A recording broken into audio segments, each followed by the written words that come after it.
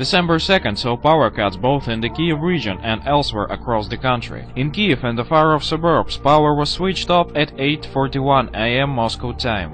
Then a spokesperson for the Kyiv Oblenergo grid company has explained that rotating power cuts are now being applied throughout the region due to an emergency at Unit 3 of the Zaporizhia nuclear power plant, which caused a power deficit that could not be immediately compensated for.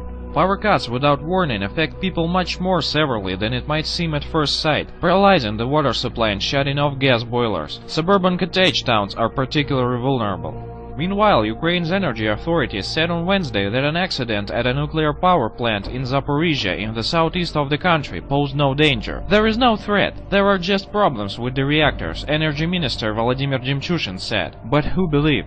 Anxieties over nuclear safety run high in Ukraine, which continues to struggle with the legacy of the Chernobyl disaster of 1986.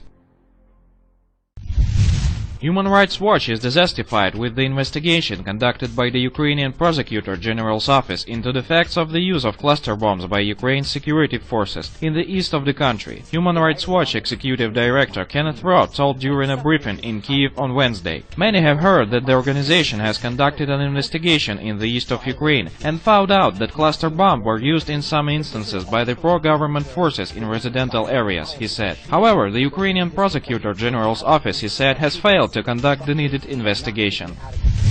Interference from overseas, assuming a leading role in settling sovereignty issues, was witnessed in Iraq and Libya, and now the same is being attempted in Syria, says Sergei Lavrov. Foreign intrusion by unwanted guests meddling in regional conflicts brings tragedy and the breakup of national states, Russia's top diplomat told his Sudanese counterpart Ali Ahmed Karti on an African visit. Subscribe to our channel to receive up-to-date information on the situation in Ukraine and current geopolitical events in Europe.